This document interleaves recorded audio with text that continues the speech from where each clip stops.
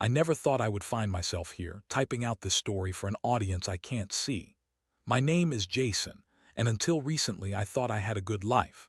I was married to a beautiful woman named Laura, and we lived in a nice neighborhood in suburban Ohio. On the surface, things looked perfect. We had a modest home, decent jobs, and we were even thinking about starting a family. But under that glossy exterior, things were slowly deteriorating. I first noticed something was off a few months ago. Laura started working late more often, and when she came home, she was distant. It was subtle at first, just a little less enthusiasm when we talked, the occasional late-night phone call that she would abruptly end when I walked into the room. Like most couples, we had our ups and downs, but I couldn't shake the feeling that something was off. I thought it was just work stress or maybe a temporary funk, but deep down, a nagging worry began to grow. One evening, I decided to surprise her with dinner. I came home early, planning to whip up her favorite meal, a creamy chicken Alfredo. I walked into the kitchen, and the moment I saw her phone on the counter, I felt a jolt of instinct. I picked it up, thinking I'd just take a look at the time, maybe check on any missed texts. That's when I saw the message from my younger cousin, Ryan. The message read, "Can't wait to see you tonight, just us, no one else." My heart sank. I didn't want to jump to conclusions, but the implication was clear. I quickly opened the conversation, and my stomach dropped further with every message I read.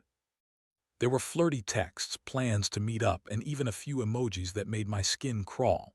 I felt like I was drowning in a tidal wave of betrayal. When Laura walked in a few minutes later, I was still holding her phone, my hands trembling. I didn't know what to say or how to confront her. The anger and hurt were boiling inside me, but I needed answers first. "Laura, can we talk?" I managed to choke out, my voice shaking. Her expression changed immediately, a mix of surprise and guilt flashing across her face. I didn't wait for her to respond. I showed her the screen, the messages glaring back at us like neon signs screaming the truth. "What the hell is this?" I demanded, my heart racing. She tried to play it off, rolling her eyes and claiming it was just harmless flirting. "Jason, you know how Ryan is. He just jokes around, it doesn't mean anything." But her eyes darted away from mine. She struggled to hold my gaze. I could see the cracks forming in her facade, the lies she was spinning, the excuses that felt so flimsy. I was hit with a wave of emotions: anger, disbelief, betrayal. How could she do this to me? We had built a life together, and here she was, cheating with someone I considered family. I felt a sense of violation I had never experienced before. The laughter we shared, the intimacy we built, all felt like a cruel joke now. As the confrontation continued, Laura resorted to manipulation, claiming that I had pushed her away, that I was never there for her. I was stunned. How could she twist this around? I had been nothing but supportive, often putting my needs aside for her sake. Every word felt like a dagger, cutting deeper into the trust we had built. In that moment, I realized I was losing myself in this whirlwind of emotions. I needed to take control. "I don't want to hear any more of your lies," I said firmly. "You need to decide what you want. I deserve to know the truth." As the reality of her betrayal settled in, I felt a mix of sadness and rage. My heart ached, not just for what I was losing, but for what we could have been. I never expected to be in this position, and the uncertainty of what lay ahead felt overwhelming. But in that chaotic moment of confrontation, I also felt something else, a flicker of determination. I had to figure out what this meant for me, for my future. I didn't know yet what I would do, but I knew I wouldn't let this destroy me. I would find a way to reclaim my life. The days that followed the confrontation with Laura were a blur of emotions. Anger, sadness, and confusion swirled together like a storm cloud that wouldn't let up. I moved through my daily routine in a daze, going to work and coming home to a house that felt more like a prison than a home. Every corner of our space echoed the memories of laughter and love we once shared, but now they felt tainted, distorted by betrayal. Laura attempted to mend things, of course. She tried to be affectionate, to act as if everything was normal. She would cook dinner and suggest movie nights, but each time she reached for my hand, I recoiled. My mind was too full of images of her with Ryan, my younger cousin, a guy who was supposed to be like a brother to me. I felt trapped in this limbo between wanting to confront her further and needing to protect my heart from any more of her lies. One evening, after another awkward dinner, I decided to take a long walk to clear my head. The streets were quiet, and the night air was cool against my skin. Within a few blocks, I found myself outside a bar I used to frequent with friends. I hadn't been there in a while, but something inside me urged me to go in. I needed to talk to someone who wasn't part of this messed-up situation. As I stepped inside, the familiar sounds of laughter and clinking glasses washed over me. I spotted a few old friends at the bar and joined them. They welcomed me back with easy banter, and for the first time in days I felt a weight lift. They had no idea what was happening in my life, and I found solace in their carefree conversations. But as the night wore on, the laughter faded, and I knew I couldn't escape my reality forever. As I left the bar, I was hit with a wave of loneliness. I needed to confront Laura again, but this time, I wanted to do it on my terms. I decided to investigate further, to gather evidence that would solidify my suspicions before making any rash decisions. The next day, I took a personal day off work and set up a plan. I knew where Laura was headed when she claimed to work late. She often met up with friends at the local gym. I drove there, my heart pounding in my chest, and parked across the street. I wanted to see for myself if she was being honest. After about an hour of waiting, I saw her. I had expected her to be working out, maybe chatting with female friends, but instead she was walking out of the gym with Ryan. They were laughing, and the way they leaned into each other made my stomach churn. I felt like I had been punched in the gut. Their camaraderie was too intimate, too familiar. It confirmed everything I feared. Their relationship was more than just harmless flirting. I couldn't just sit there and watch. My emotions surged, and I jumped out of my car, determined to confront them both. I approached them, and the moment Laura saw me, her face drained of color. Ryan's expression mirrored hers, shock and then guilt. "What the hell is going on here?" I demanded, my voice steady despite the storm of feelings raging inside. Laura opened her mouth to speak, but no words came out. Ryan shifted uncomfortably, and I could see the tension hanging thick in the air. "Jason," Laura started, but I held up my hand, cutting her off. "Don't even try to deny it. I saw you two together. This isn't some misunderstanding or silly joke. You're cheating on us." I shouted, and the words felt both liberating and devastating. Ryan tried to step in to defend Laura. "Man, it's not what it looks like," he stammered, but I could see the fear in his eyes. The shame was palpable. "Not what it looks like, really. You're my blood and you're sleeping with my wife. How could you?" I felt rage bubbling up, but there was also an overwhelming sense of betrayal. I had trusted both of them, and here they were, standing together like they were in some kind of twisted relationship. Laura finally found her voice. "Jason, please, it's not what you think. We were just talking." "I swear," she insisted, her usual bitchy demeanor replaced by panic. Her words felt hollow and insincere. "Just talking. Is that why your messages were so flirty? Is that why you've been sneaking around?" I shot back, my voice rising again. I was done with her lies. This was beyond talking. This was a betrayal of the deepest kind. I could see the tears welling in her eyes, but I was past caring. The emotional impact of this moment hit me like a freight train. I had once considered her my partner, my confidant, and now here she was standing next to the one person I felt I could trust the least. "I can't believe this. I thought I knew you," I said, my voice cracking. "I'm done. I can't do this anymore." With those words, the finality of it all struck me hard. I turned and walked away from them both, feeling a mix of relief and devastation. I felt lighter, but an empty ache settled deep in my chest. I was losing everything I had built, and the reality of it was crushing. I needed to figure out my next steps.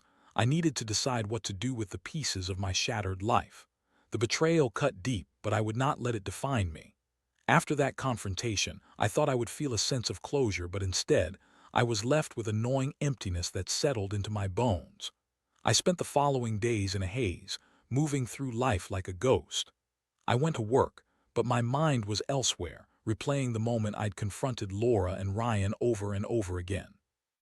I felt angry one moment, heartbroken the next, and at times, numb to everything around me.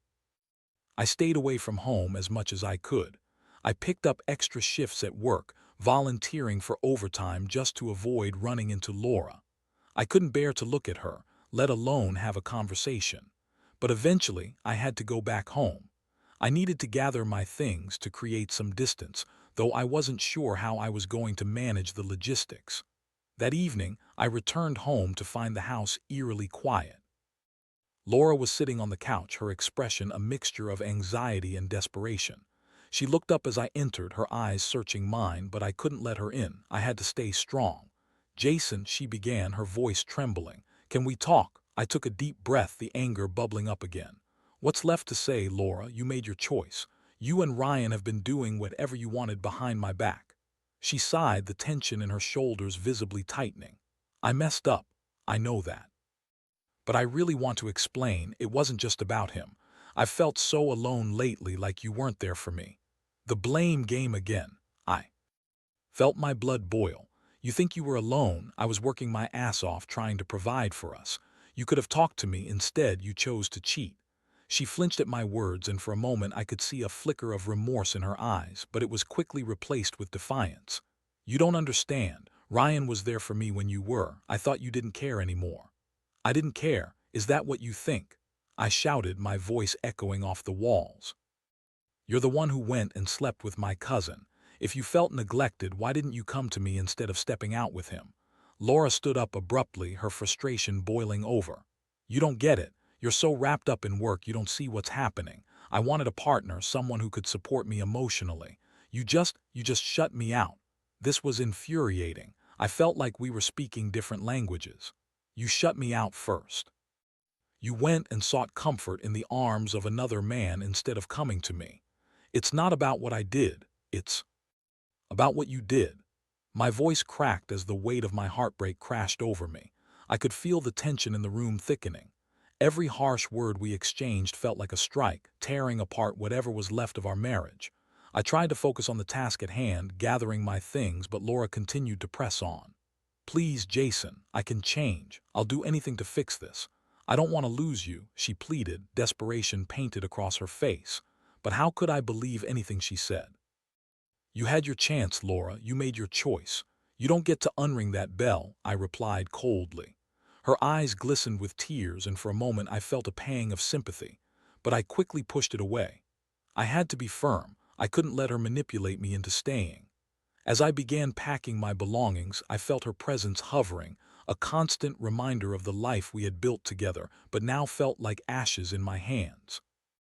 I pulled clothes from the closet and packed them into a suitcase, trying to maintain my composure. "Where are you going to go?" she asked, her voice barely above a whisper.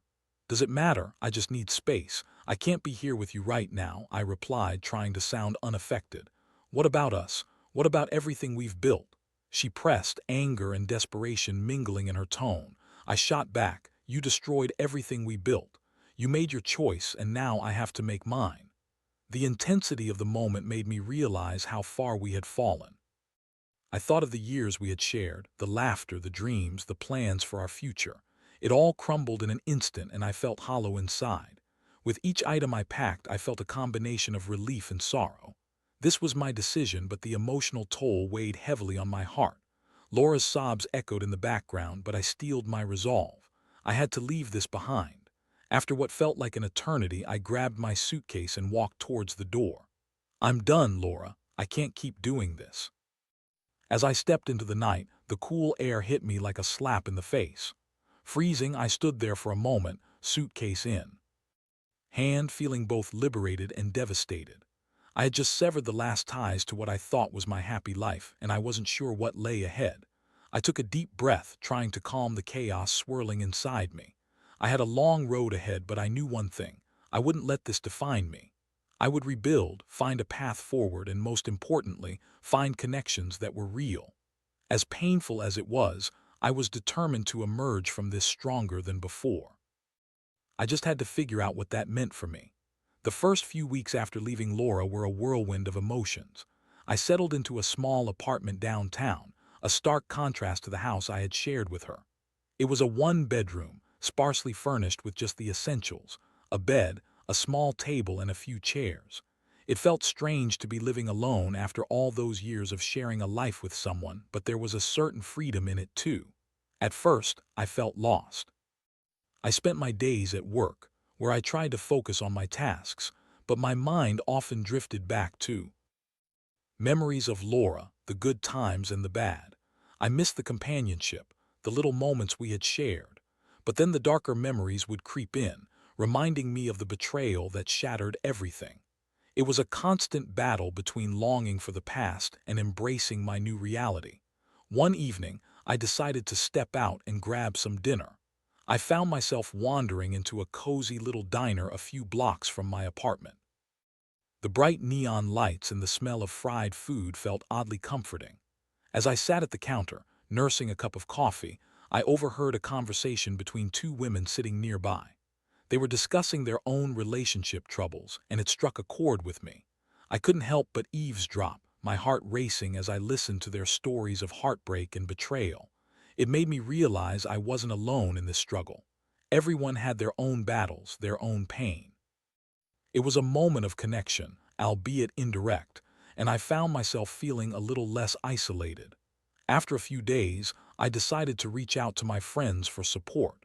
I hadn't told them everything that happened, but I needed to reconnect with those I had distanced myself from during my marriage. I contacted a couple of close friends, Mike and Sarah, and invited them out for drinks. They were relieved to hear from me and eager to meet up. That night we gathered at our old haunt, a bar that had been a staple of our friendship. As we settled into our usual booth, they could see something was off. "You good, man?" Mike asked, concern etched on his face. I sighed, feeling the weight of my situation pressing down again. "Not really. I just came out of a pretty rough relationship." I admitted, my voice low. "What happened?" Sarah asked gently, her eyes wide with empathy. I took a deep breath and recounted the story of Laura and Ryan, the betrayal and the fallout. I kept it brief, focusing on the facts without diving too deep into the emotional turmoil, but I could see the shock register on their faces. "Dude, I had no idea. That's messed up," Mike said, shaking his head. "You deserve better than that." "Yeah, you were always the supportive one in your relationship, Jason. It's not your fault," Sarah added, encouragingly. Their support wrapped around me like a warm blanket, and for the first time since the breakup, I felt a glimmer of hope. We spent the night reminiscing about old times, sharing laughter over silly stories, and it felt like a balm on my wounded soul. As the weeks unfolded, I began to immerse myself in new activities. I joined a local gym, partly to relieve stress and partly to regain some semblance of control over my life. I started taking a cooking class at the community center because I had always enjoyed cooking, but felt it had taken a backseat during my time with Laura. Each step I took toward rebuilding felt like a step away from the pain. One afternoon, while I was at the gym, I bumped into a woman named Emily. She was in my yoga class, and we had exchanged polite smiles before but never spoke much. This time, though, she caught my eye, and I felt an unexpected spark. As we made small talk, I learned she had her own story, a recent divorce that had left her feeling raw and vulnerable. "That's tough," I said, genuinely empathizing with her. "But it's also an opportunity to rediscover yourself, right?" Emily nodded, her eyes brightening at the thought. "Exactly. I've been trying to find out who I am outside of my marriage. It's been a journey for sure." We started to spend more time together, sharing stories and laughter, and I felt a connection I hadn't thought possible so soon after my breakup with Laura. Emily was kind and genuine, everything I had longed for in my previous relationship. I found myself opening up to her about my experiences, and she reciprocated with her own tales of heartache. One evening, as we shared a meal at a restaurant, I realized something had shifted within me. I was no longer consumed by the pain of betrayal. Instead, I felt a sense of liberation. Emily and I found comfort in each other's company, and I began to see the potential for a genuine connection, one built on honesty and mutual respect. As I navigated this new chapter in my life, I reflected on the lessons I had learned from my experience with Laura. I realized that true connections were built on trust, communication, and understanding. I no longer wanted to settle for anything less. But even as I opened myself up to new possibilities, a part of me remained cautious. I had to protect my heart, to ensure I wouldn't find myself in the same situation again. I was determined to take my time, to build something real and lasting. As I looked around at the life I was slowly piecing back together, I felt a sense of hope beginning to emerge. I had started to create a new family, not one bound by blood or betrayal, but a family formed through genuine connections with those who truly cared about me. I was learning to embrace the journey, knowing that while the road ahead would be filled with challenges, I wouldn't face them alone. I was finding my way back to myself, one step at a time. As the months passed, I settled into a new routine that brought more stability and joy into my life than I had felt in a long time. Emily and I grew closer, and our connection deepened. We spent weekends exploring the nearby parks, trying out new restaurants, and attending community events. I felt alive again, rediscovering parts of myself that I had buried during my turbulent relationship with Laura. But even with all this progress, there were moments when the shadows of my past would creep up on me, especially when I least expected it. I would hear a song on the radio that reminded me of Laura, or I'd see a couple holding hands, and I'd feel that familiar pang of grief. It was a reminder that healing was not linear, it was messy, with ups and downs. One evening, Emily and I were sitting on the couch in my apartment, sharing a bottle of wine and laughing about something silly. The atmosphere felt warm and comfortable, and I found myself smiling more than I had in ages. But then, out of nowhere, my phone buzzed with a message, and my heart sank when I saw who it was. It was Laura. I had cut off contact with her after our confrontation, but now, seeing her name on the screen sent a wave of anxiety through me. I hesitated before opening the message. When I finally did, my heart raced. It read, "Jason, can we please talk? I need to explain everything and apologize." "I'm really sorry." Emily noticed my change in demeanor right away. "Who is it?" she asked, concern in her voice. "It's Laura," I replied, trying to keep my voice steady. "She wants to talk." Emily's expression shifted. "Are you going to, after everything that happened?" "I don't know," I admitted, feeling torn. I thought I was done with that chapter of my life. "You don't owe her anything, Jason. You've moved on," Emily said, her tone firm yet understanding. "But if you feel the need to hear her out, I get it. Just be careful." I nodded, grateful for her patience. But the truth was, I was curious. Part of me wanted closure, a sense of understanding, even if it was painful. After all, the wounds she left were still healing, and maybe by facing her again, I could finally put the past to rest. I took a deep breath and replied to Laura, agreeing to meet her at a coffee shop the next day. As I sent the message, I could feel the tension knotting in my stomach. I didn't know what to expect, but I steeled myself for whatever was to come. When I arrived at the coffee shop the next day, I was a bundle of nerves. I hadn't seen Laura in months, and the thought of facing her again was daunting. I walked in and scanned the room, spotting her sitting at a corner table. She looked different, more worn perhaps. There was a vulnerability in her eyes that I hadn't recognized before. "Jason," she said, her voice barely above a whisper as I approached. I could see the tension in her posture, the way she fidgeted with her coffee cup. "Laura," I replied, taking a seat across from her. I felt a rush of emotions, but I tried to keep my expression neutral. "Thank you for agreeing to meet," she began, her words tumbling out in a rush. "I know I don't deserve your time, but I wanted to apologize. What I did was unforgivable, and I've been thinking about it a lot." I didn't respond right away. I wanted to hear her out, to see if there was any sincerity behind her words. "Go on," I encouraged her, my tone more detached than I intended.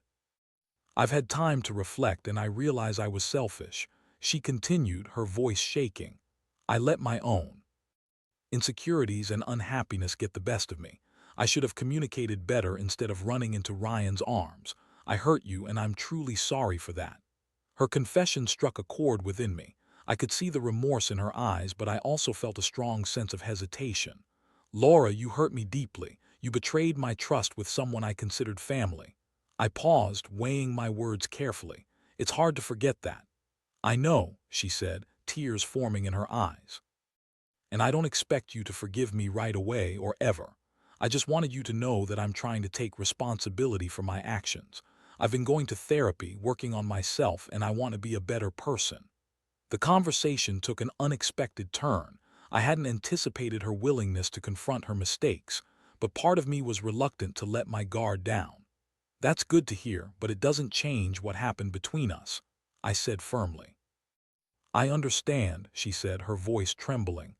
"I don't want to make excuses, I miss you, Jason. I've realized how much I took for granted. I would give anything to go back and fix things." Her words hung in the air, and I felt a mix of anger and sorrow. I remembered our good times, the laughter, the dreams we shared, and it twisted in my gut. But I also felt the weight of my own healing. I had worked hard to break free from the pain she caused. I wasn't sure I was ready to reopen that door. "I've moved on, Laura," I replied, my voice steady. "I'm in a better place now, and I'm finding real connections with people who treat me right. I can't go back to what we had." A flicker of hurt crossed her face, but she nodded, understanding the weight of my words. "I know you have, and I'm happy for you, truly. You deserve to be happy." As we wrapped up our conversation, I felt a strange sense of closure.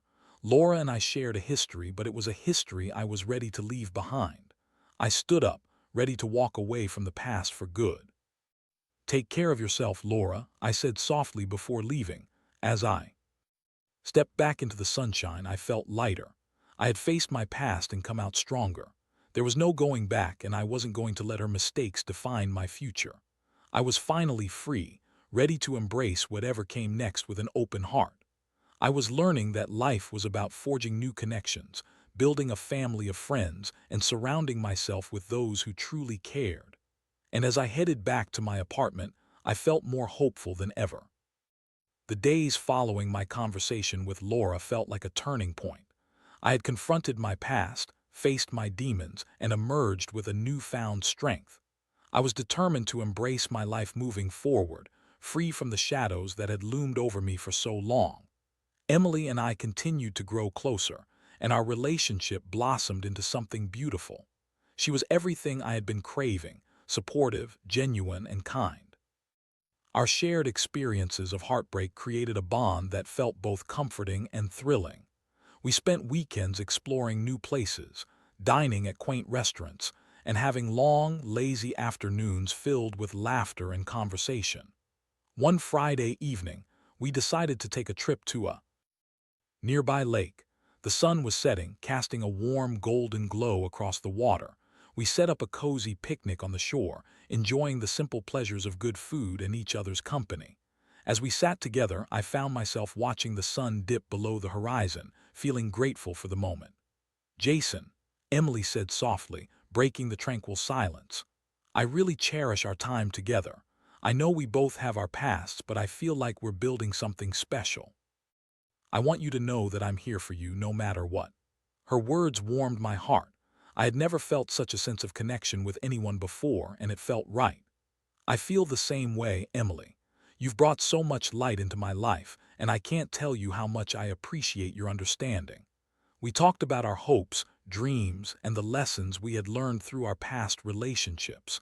It was refreshing to share openly without fear of judgment.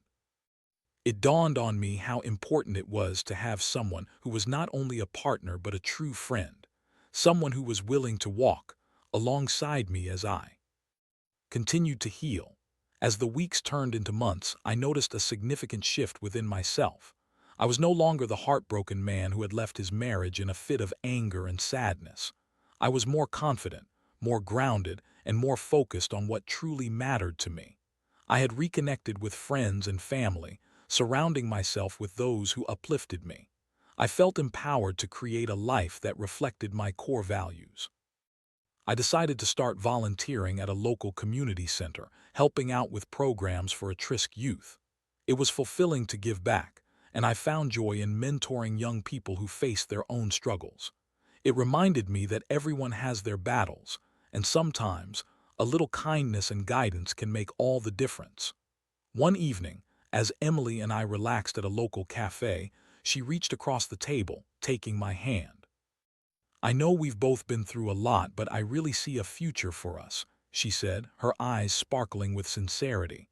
"I'd love to take this to the next level if you're ready." I paused, contemplating her words. I had been afraid of rushing into anything too quickly after my past, but deep down, I knew that what I felt for Emily was genuine. "I'd like that," I replied, smiling. "I'm ready to open my heart again. You've shown me that it's possible to have something real."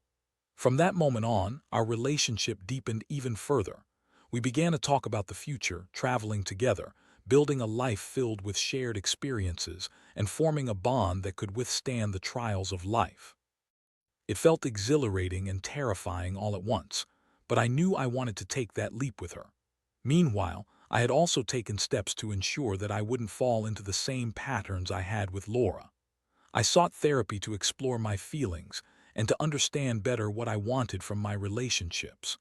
I learned the importance of communication, honesty, and vulnerability, not just with my partners but with myself as well.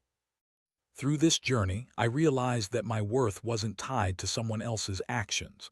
I was learning to love myself, to appreciate my own strengths, and to accept my flaws.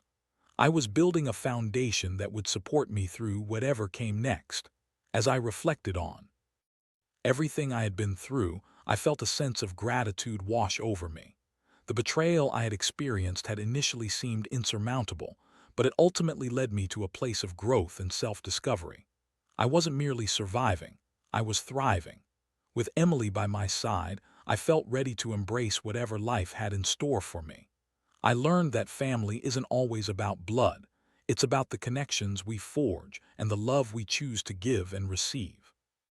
I had found a real family in my friends, my community, and in Emily. As I looked around at the life I was building, I felt hopeful and excited. I was no longer defined by my past, but by the choices I made every day to create a future filled with love, laughter, and genuine connections. I had taken the pieces of my shattered life and crafted something beautiful and real, and for that, I would always be grateful.